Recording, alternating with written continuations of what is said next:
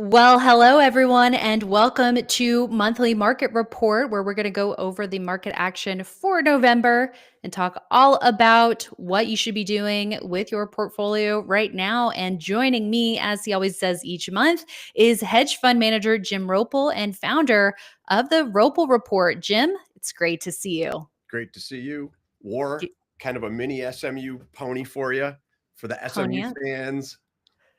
Yeah. For those who don't know, I went to SMU. Jim's daughter went to SMU. IBD founder Bill O'Neill went to SMU. So I guess you're an honorary Mustang, Jim. I've been to the O'Neill Center for Free Markets at SMU, for markets and freedom or capitalism or whatever.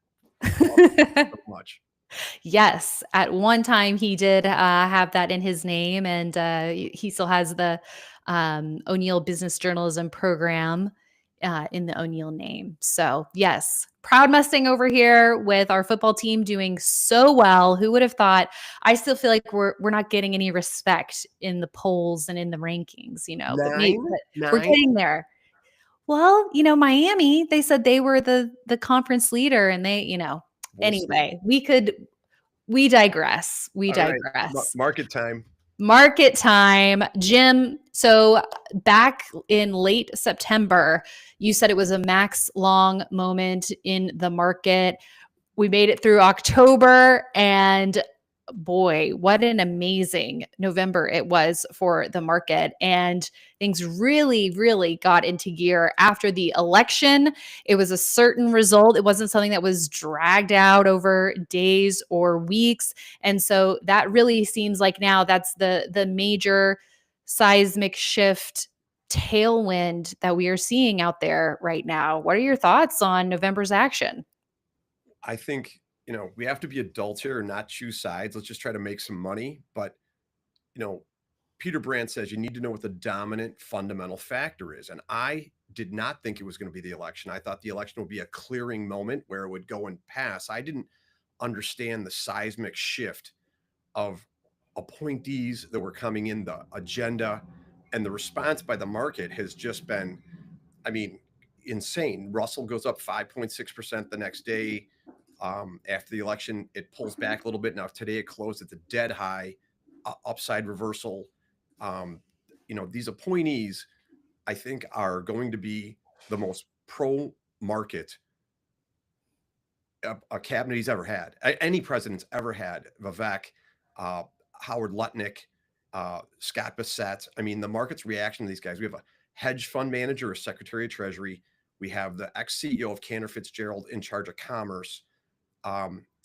Scott Bassett says he wants 3 million barrels of oil more per day, 3% budget deficit to GDP, and 3% GDP growth. He's the Treasury Secretary, and he's saying these things. Howard Lutnick owns hundreds of millions of dollars of Bitcoin. And then Alon says he's going to remove 2.5 trillion of the budget out of 6 trillion. This is Ronald Reagan, Javier Milei all over again. I think we're looking at, I know this may sound hyperbolic, but it looks to me like we may have a Reagan-esque president cabinet into an AI revolution. I caught a ton of flack for being max bullish all summer long. And now I look at it and it's like, I was max bullish long without this free market agenda. Mm-hmm. Now what? How do you get even more bullish than you already were? I started in 1985. I've never ever seen conditions this bullish in my life. At least, when I started, I didn't really know what I was looking at, and I didn't know what drove markets. Mm-hmm. But after, reflecting on what Reagan did in he was elected in 80. We had a little bit of pain when he put in the economic reforms, and then the market just, it roared for 20 years. And I think we're looking at possibly a better cabinet for our business, M&A, pro market. It just, the Federal Register, Trump said in his first term, we want to remove 3 regulations for every one we put in. I think they removed 8 or 13. They're just pulling the sand out of the gears, letting the golden goose roar. I mean, what's possible here? I think the market is going to be 3 years up in a row. I'm not saying we're going to have another 25% year up, but if we just have the wind in our sails and it goes up 8 to 15%, the individual names in this AI boom, like I think it's just like it's almost raining money. It's not going to be easy. I expect 4 pullbacks down to and below the 50-day that are going to necessitate a follow-through day. That's 4. It's not going to be smooth. It sounds easy when I say all this, but it will rattle like it did this year. We had multiple rattlings. We're going to have that again. Mm-hmm. Yeah. So that definitely makes it tricky for investors, and makes it to where if you are an active investor, you really need to pick your spots, right? Even if you want to hold for a bigger move, if you're trying to chase something, that then pulls in, you don't want your timing to be off, right?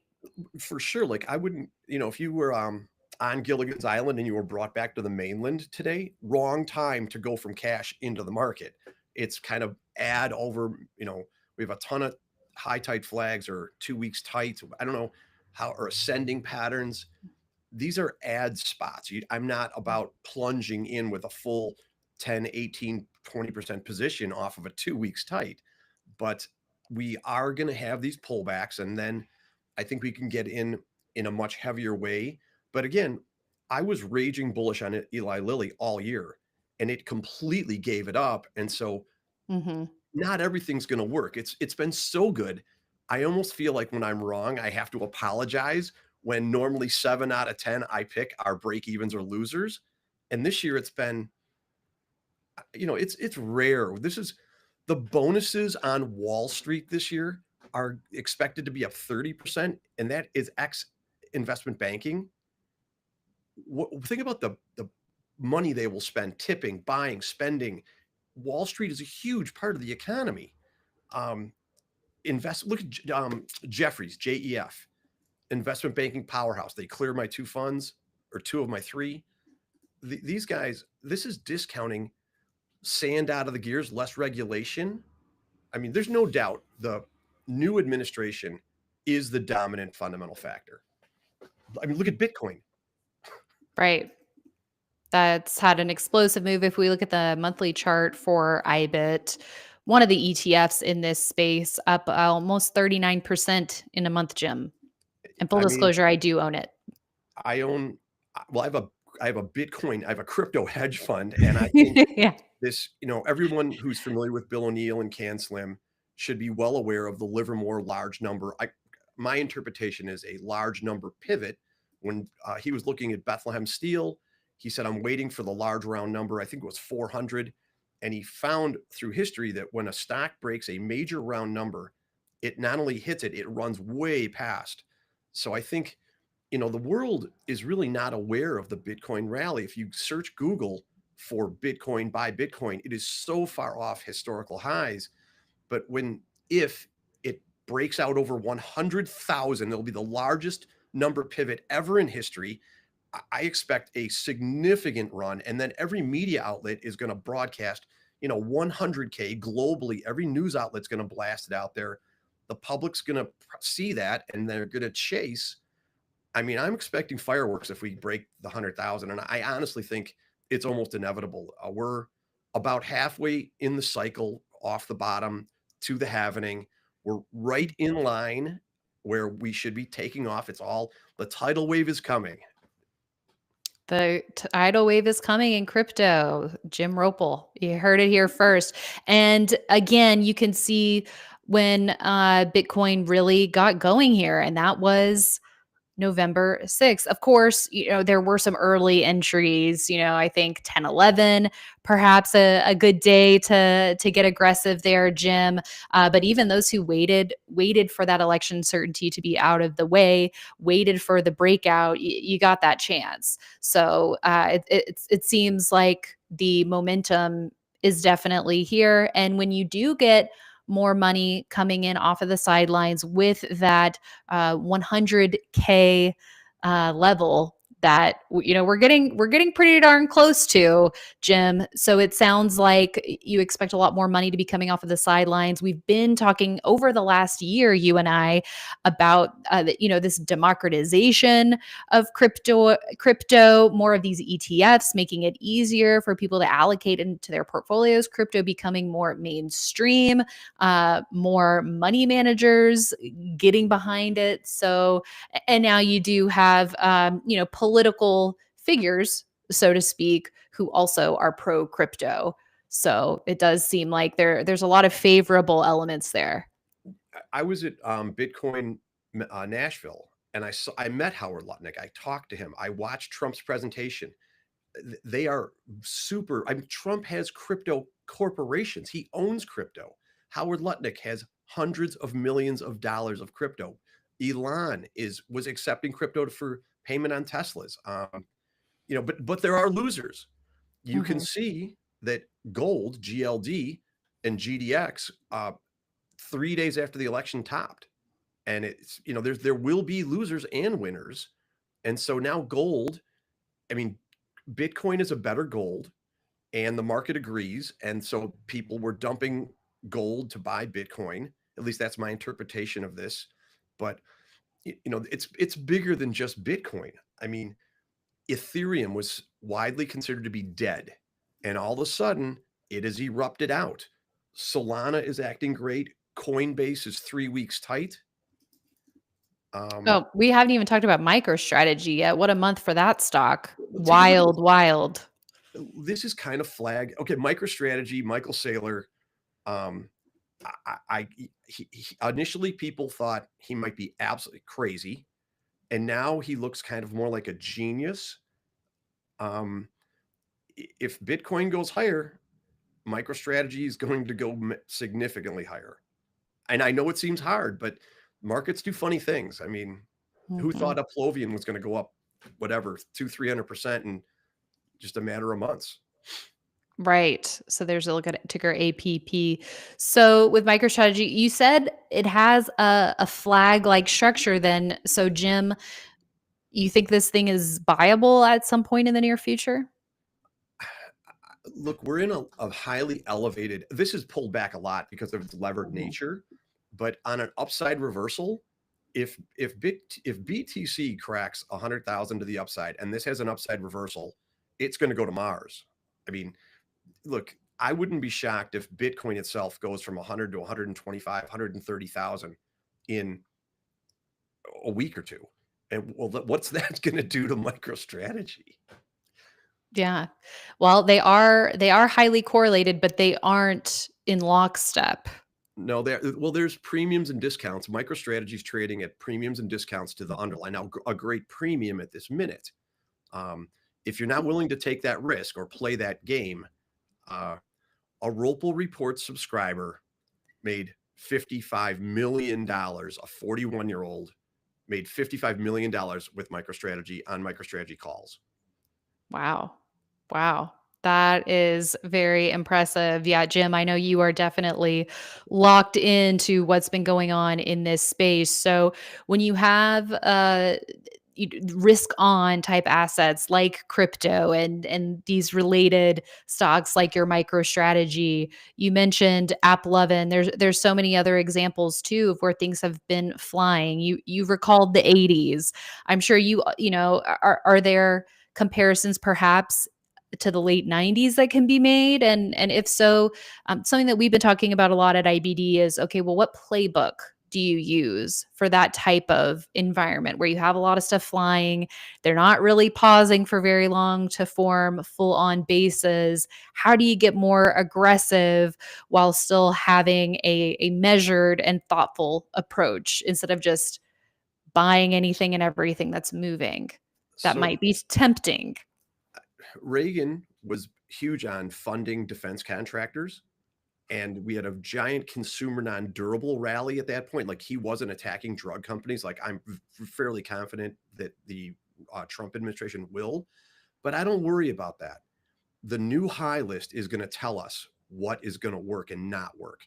I mean, I think everyone's had a great year. for me, this will probably be one of my 5th best years, or in the top 10 for sure. But I really focused on RS and leading groups, and that is a game. New highs focused with RS is like, it's a superpower. It really is. It's a game changer in performance. So Mm-hmm. I would like a playbook, and I think playbooks and precedent is great, but the new high list is better. It's the gold bar list. Yeah. I guess, I mean, in terms of the types of setups, right? Oh, So, maybe I know you've talked about stubby digestions. and that's what we're looking at a lot of right now. The market is ramped up at this minute. And so it's a higher risk moment. If you didn't get involved around the follow through days and buy the leaders, now they're more well known. Mhm. It's like I said, if you came in from Gilligan's Island to the mainland, you're not plunging here. The time to plunge was after the follow through days. Mhm. Okay, so we'll keep an eye on those stocks that are the leaders at the new highs, showing the relative strength, but that have paused a little bit, Yeah. I've got a right, list of Jim? them we could talk about at the end if you want, or not. Okay. Yeah, absolutely. Let's talk a little bit more about the current environment that we're seeing now. Okay, so we talked about the backdrop that we have, and you made the bull case there. Let's also talk a little bit about what we're seeing in terms of the sector rotation, because as of now, it does seem like the mega cap techs are starting to see some money flowing their way. Do you think it'll last? So in the first part of Roppel Report, I said, I think we're ready for a mega cap resurgence. We can run through them. Netflix is out and running. It's extended huge. But the others, Apple broke out today.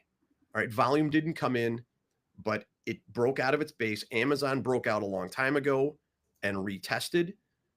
Meta is emerging. It's right there. Mhm. And by the way, the long-term base on Amazon is a thing of beauty. It is just a mammoth base, and it's been retested. Look at that. I mean, if that's going to work, it's just starting. So you look at Meta on a daily or weekly. This is really in gear. Microsoft is trying to come out. It's not anywhere near as robust as these others, but it's only what, 5% off the high. 8%. Okay, 8. If you can't sit with the stock pulling back 8%. Now again, it's not living above the 50. It's whipsawing around there, but this is still within reason. It could come out. Nvidia in in bull markets, pullbacks are buyable, and it's right above the 50. If this comes out over 150 and Amazon powers through, Apple works, this whole thing could light up. Now, I'm very bullish on Mag 7 here. They're not extended, and it's going to expand the breath out. I mean, everybody was complaining, oh, it's just Mag 7, it's just Mag Right. 7. Then in November of 23, the market broadened out a little bit, but small cap and mid cap were not engaging. The Mhm. Russell was not there. All of a sudden, they're engaging. We've got housing, airlines, materials. It's just about everything. This is a broad, we've had a overdrive turbo booster hit the market post-election with small mid cap. And Right. big funds can't buy small names. They're going to have to go to IWM or the futures market. Mhm. So a lot of stuff is working, and the more stuff that's working, I guess the more bullish you are, sounds like. I If mean, we're all rowing in the same direction. it's like the engine around November of 23, an 8-cylinder engine was hitting on 4 cylinders, five, and it's hitting on all 8 cylinders now. Actually, 12-cylinder Jaguar. All 12 cylinders are roaring with turbo. All right. The turbo would be the Fed. Okay, the turbo is the Fed. So you mentioned Nvidia, which I do own. What do you think about chips in general? Because they've been lagging. Is that sort of a warning sign, or do you think that if you take that step back, they still have some room to run, or is it just going to be a stock pickers market more so in the chip sector? It's I believe this is a winner take all or most moment. If you look at NVIDIA versus advanced micro devices, advanced micro devices is RS is like 20 or something. Mm-hmm. By the way, the SMH is also in a cup and handle on a weekly. It is a weak cup and handle. I wrote about that this week, and it is weak, but it's not that far from 62, 262. Right. And it's kind of hard to understand. NVIDIA's PE has been collapsing. The earnings are growing so fast, it's almost a value stock. And there's never been a stock in history that has grown this fast with triple digit sales and earnings with this kind of liquidity, with the PE being compressed. And the future of Blackwell and the demand, I mean, you're looking at private sector demand for GPUs. What about the government? What about nation states? I mean, we haven't even tapped 1% of that. I think it's almost, I hate to say this, possibly misunderstood that this is a way bigger picture than just the Mag 7 buying chips or GPUs. I'm again, the stock is not totally in gear, Right. but I feel fairly strongly that with time it will. So, Jim, this had a little bit of a head fake after the earnings, but you still view overall this post earnings reaction as passing the test for NVIDIA because it didn't just totally blow apart? Well, it's how far off the high right now? Not very far. Let's go to Okay. the weekly chart there, 9%. So it was not a roaring gap ahead like usual, but I just think it's holding in there. And listen, Mhm. cushion is another Yeah. superpower. If you own this lower and meaningfully lower, you can give it time to unfold. Right now, it's not acting poorly. It's just not acting. It's possum, playing possum before a big feast on GPU revenues and earnings. Yeah. Yeah, we'll have to see what, the next earnings report looks like, in 2025. I know that beginning of the calendar year is when it seems like that Blackwell is really gonna be starting to ramp up. Look at the base in late 23. It was just hanging in there. It went nowhere for 6 months. Mhm. And I didn't give up on it then. I was no Yeah. reason to give up on it. I mean, you show me a better fundamental story with earnings on the table, with this kind of liquidity. It's an Yeah. institutional darling. Um, there's no way it's going to have to meaningfully break the 50 in a violent, bad manner to change my opinion. Mhm. Totally with you. Okay, well, you mentioned Eli Lilly underperforming. Let's talk in general about biotechs and the money flowing out of there, even though XBI, it is trying to bounce now. So this one's kind of been all over the place. Is this one area perhaps where to see how the dust settles in a couple of months with the new administration coming in? You have really strong opposing powers here. You have two steam locomotives of innovation and AI. Biotech is likely to be possibly the most accelerated by AI. They're talking about drugs that would take 3, 4, 5 years to discover, will be discovered in 3 to 6 months. And then you've got RFK saying, I don't like the drug. I mean, look at this thing break after the election. And then he talked about stopping payment for or insurance payment for weight loss drugs. So you've got two steam locomotives pounding at each other. I don't think you can stop innovation, but the market doesn't agree. I believe now, again, I wrote last weekend, if this turns to be a shakeout, if this is a shakeout, we've reset the base, the foundation with more stable holders. But again, below 105, it's a no-go zone. Yeah. Okay. So out of favor for now. Let's talk a little bit about the energy sector. Let's go to XLE. What are you seeing in energy? This is another energy financials. Those were two notable areas that have seen some momentum after the election, but can it hold? I'm This is a conundrum to me because crude looks like it's at the, first of all, crude is in like a 5-year downtrend, and has major support around 65. If we break, can we look at a longer term chart of this? Yes. If it breaks, well, on this chart, I'm telling you, it can break down. And if there's no support in the futures market from 65 down to around 33, why are the oil stocks doing so well? Look at YPF. Now, again, has a lot more to do with Milei's free market policies and just completely turning the government around. But there's a divergence here that I don't understand.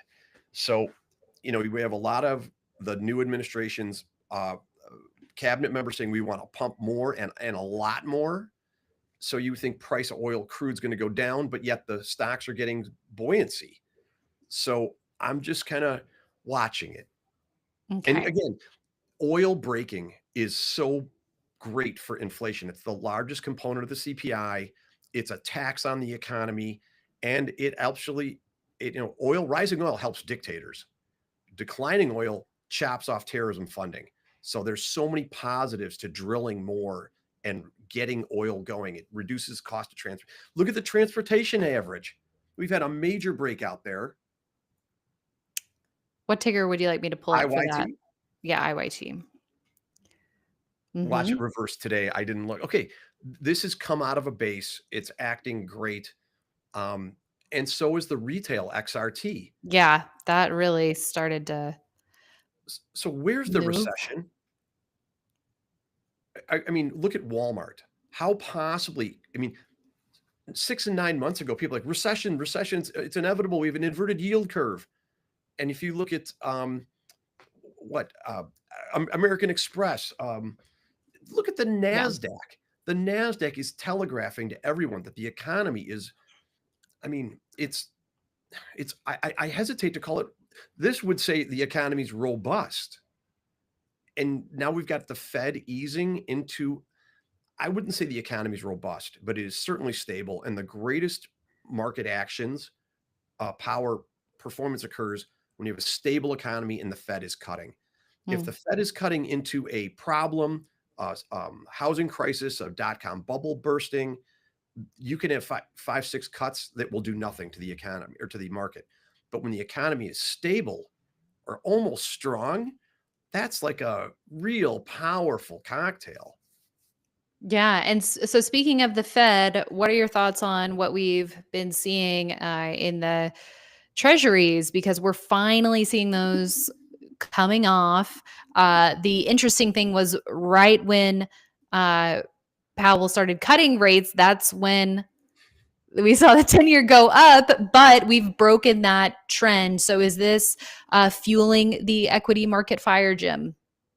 It definitely is, but there's a big caution. The November 15th break in the NASDAQ at 2.5% was caused on the jobs report. And we have a jobs report coming this Friday. Now, I think a lot of people have monster years. And, if you have a 2.5% down day in NASDAQ, that could knock your portfolio down 7.5 to 10% is not unthinkable.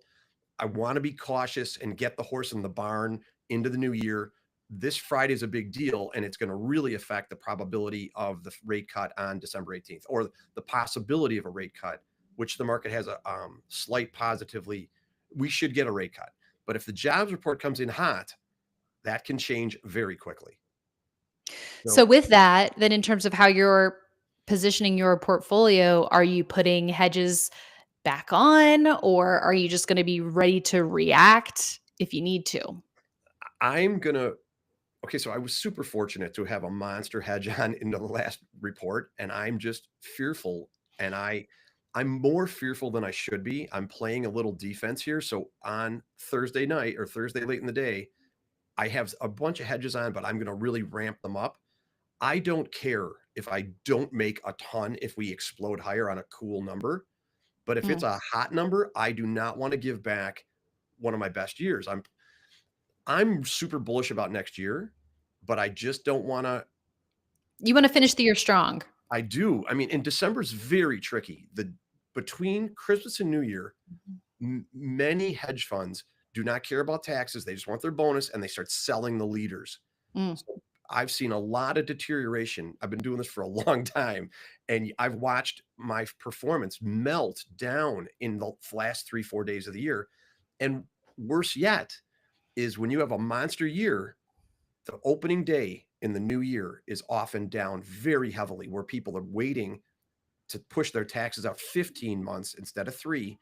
The NASDAQ was down, I believe, 7% That first week, it was a tough week. of 2000. That's a one-day Oh, down you're talking about 7%. 2000. So Yeah. I'm Even the first week of 2024, there was a lot of selling. yeah, I mean, well, we're not only one big year up, we're 2 big years up in a row. So Mhm. I Right. expect big selling in the first part of the new year. Mm. So So I just a should be way more go ahead. I should be way more bullish with all of the, when I write the report, sometimes my initial impression is changed by what I see as I go through the charts. So Mhm. I set my market temperature, and then I'm like, I have to raise it because the general market is acting extremely well. Druckenmiller would say, when you have a big cushion, now you have the chance to swing for the fences. Right. And I do, I do think I feel I should be more optimistic in the very short term than I am. Yeah. I guess it's just more of a portfolio management. You're bullish, but you want to preserve it, so you're just, managing the portfolio in a way where you're going to be protected Right. I'm not selling instead of anything. taking the risk. I'm not selling anything. I'm hedging, and I'm an intermediate term trend trader, Mhm. and I'm overly myopic, and that is really bad. I I should be more following the market than having an opinion or basing into what happens historically. I should be more bullish. Mm. So, and just a reminder for the audience, your hedges are using options on your individual holdings. You're not doing like any inverse ETFs or that kind of thing that are broader, I am. or I am. you are. I'm Okay. I'm short a lot of Qs right now, a very, very big position short Qs. I also going into As Friday a hedge. as a hedge against my other longs, and I'm going to short calls on QQQ. Now, not in excess, but just to kind of cover my nominal exposure in the fund. So I would Mhm. be kind of fairly neutral coming in. So I'm not Okay. trying to make them a lot of money here. I just don't want to get clobbered. Yeah, yeah, just cushioning any potential blow there for the Friday jobs report reaction. Okay, that makes sense. So, Jim, I guess, my question to you sort of in closing before we get to the stock section, the tickers that you want to just run through as potential trade ideas and watch list stocks is, okay, we have this bullish backdrop. You've talked about a 12-cylinder engine and things just roaring, and you don't know how you could be more bullish. Those are the words that you've said. But what could get in the way of that, I guess, is the question. And in the short term, it does sound like some potential knee-jerk reactions to economic data still. Is that it? I mean, what else could wreck this party here? Well, AI is not going to stop. The Fed could overcook it.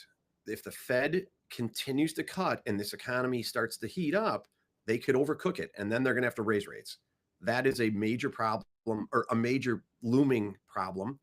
And the things that really bother the market are usually asteroids that are flying in the universe that no one can see, and then it just it collides in. So the unknown, who Mm, there are when the Thai bot came unglued, people knew about the leverage ratio. It just the market doesn't care until it cares, and then it discounts things very, very quickly. And they're usually the unknown is what generally makes markets decline. I mean, if Trump is too verbose and irritates people and creates friction with the implementation of his policies, or irritates people in his own party, or spouts off like he would, I'm long a lot of Chinese stocks years ago, and he goes tariffs, tariffs, tariffs, and the market reacts badly. I mean, he's got to act. You can't rattle the markets verbally in the middle of a press conference about housing. He's got to stay on point. I worry about policy not getting implemented. We've discounted a lot of very, very bullish policies. They've got to come to fruition. Yeah, that's definitely very important for this momentum in the market to continue. Okay, Jim, give us some tickers on your radar right now. I think Tesla is now, again, this is so odd for me because their earnings are terrible, but it's broken out or it's started. There are multiple pivots on Tesla and and now we've got a digestion here and it's trying to come Mhm. out again. Um, Again, the earnings are terrible, but the price action is so good. Look at the volume drying up right now. And, the man running the show here is modern day Thomas Edison. Now he's going to be involved in government policy. And the stock is talking. It's looking beyond the bad earnings. It's looking for some type of good news. And if we look at the monthly or the weekly, I'm sorry, it looks even better. And I think you've got a pivot point right here. And then Okay. over the highs on the far left, over the 22 March and December 22 highs, we get through there and it's just blue skies. And by the way, this is the second most liquid stock in the world, I believe. Another institutional darling. Applovian it looks, initially it was so extended I had to hedge. But if you look, it's just tight. It won't give anything back. And if you look on the daily, since the gap up, it's only had one bad day on volume. It's not giving anything up. The fundamentals here are, from what I can read and understand, amazing. Triple digit earnings. This is exactly what I was talking about, the 2 weeks tight ascending type. And I'm not proficient at identifying ascending bases, but I'm really good at identifying walls of blue volume of accumulation. So this is a possible high risk move that could streak higher. Markets go higher than people think. I'm very excited about on a less way, as the trade desk is more of a steady, smooth digital advertising play, which came out today.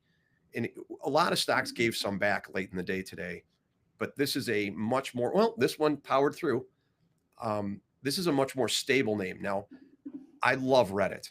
Okay, Reddit blew the world away from loss expectations to a monster gain. It, I think, is like 25% held by insiders. It has walls of blue volume, skyscrapers. It has nearly everything I look for, and it's an ascending pattern. And that wall of blue down there, look at that accumulation. Up to down volume, I suspect, is extremely high, 1.7. Um,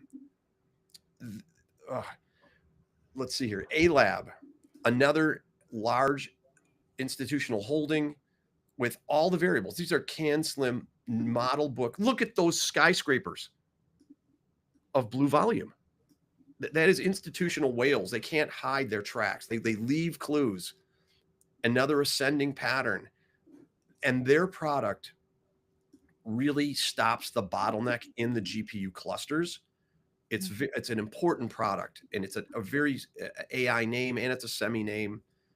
And again, it's just under wild accumulation. So I like those names. I like Palantir. I don't believe it's time to buy it here, but I'm so, the possibility of Tesla, Apple, Nvidia breaking out all at once, the power that's going to create for the general market with these new names. There's new lifeblood in here. So those are the names I like. Great. Jim? What do you like? I own almost all of the ones that you mentioned. I'm not in Reddit. That one I missed.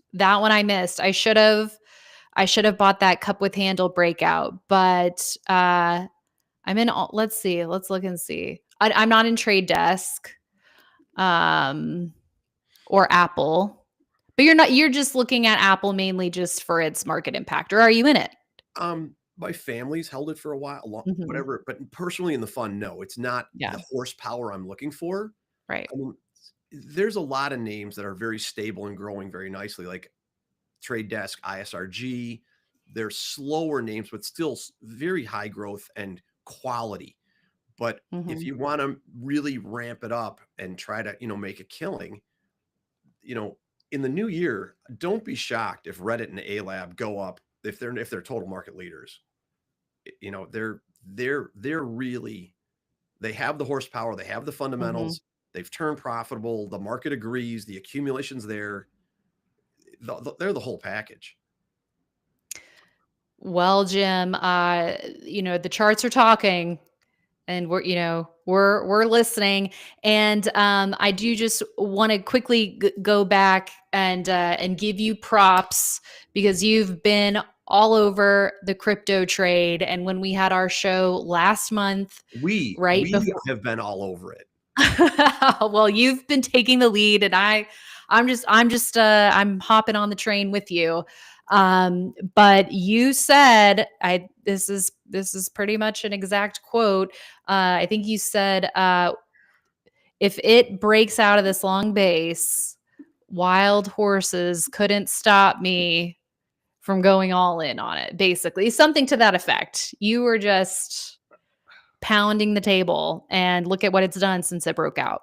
People as summer progressed, they lost patience.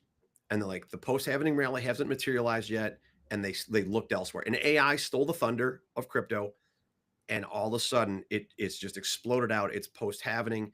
On-chain metrics are extremely bullish, and now we've got a bullish administration.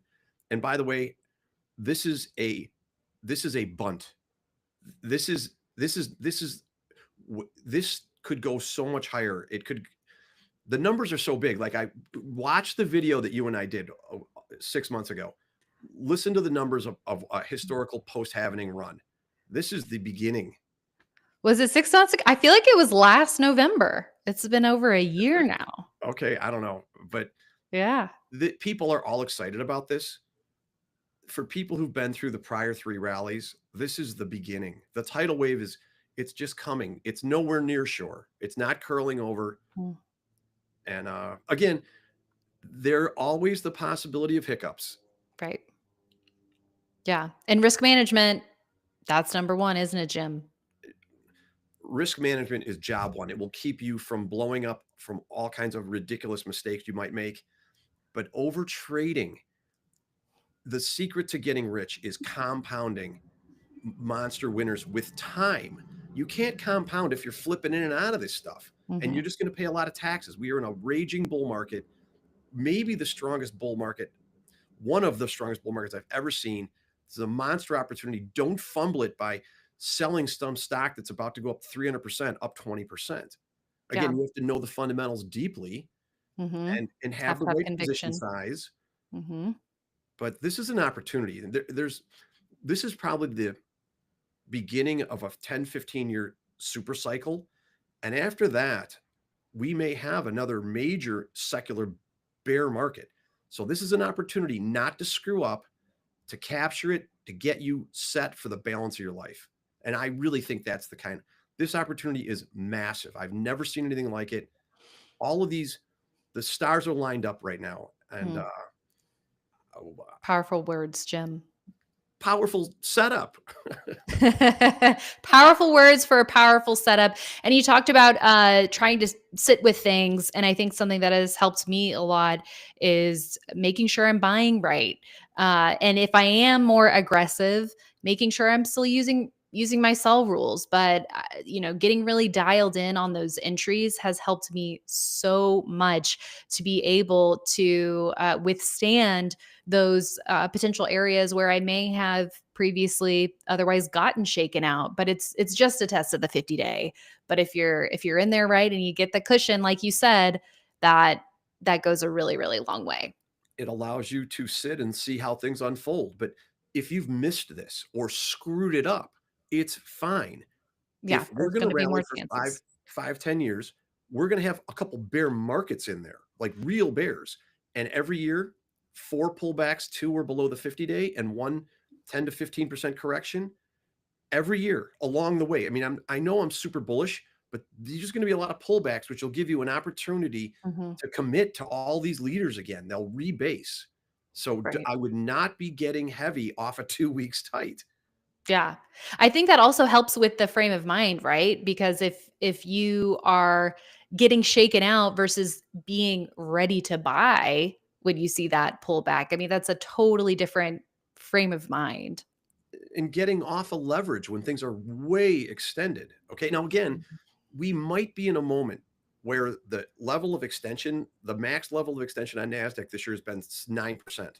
We're about 4 or 5 right now. It's not unthinkable that it might stretch in the next leg to 10, 11, 12%. Usually levels of extension year to year don't really expand or contract by 2 or 3% more than that. Now, last time I said that, the market topped right there. I mean, short term. And I take all kinds of flack for being bullish. But who's made the money this year? The guys who sat and were bullish.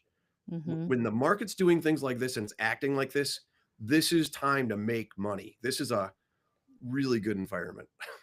It is. Okay. Well, I'm really excited to see how December unfolds. And Jim, I think we've got one more of these before the year ends on Monday, December 30th. So we'll be back to give a year-end recap. That'll be fun. Hopefully a big Christmas golden goose of capitalism. There we go. Let's hope for another good month to close out what has been a fantastic year. Jim, thank you so much as always for your insights today. Really appreciate it. Thank you very much. Thank you. And thanks everyone for tuning in. As always, we love our audience that watches us live on YouTube. And for those of you who watch the recording every month, we're very grateful for your support. Make sure you subscribe to our YouTube channel so you can stay up to date on all the latest videos. Like I said, Jim and I will be back here at the end of the month for our final monthly market report of the year. So we have that to look forward to, but a lot of other great content from IBD in the meantime, whether it's our morning show, IBD Live, our afternoon show, Stock Market Today. We've got the weekly podcast, and of course, our weekly swing trader status update show. So you've got lots of ways to connect with us, to learn, to get trade ideas, portfolio management tips, and the team's latest thoughts on market conditions. So we'll see you around for our other videos. Thanks so much, everyone. And we'll see you back here next month.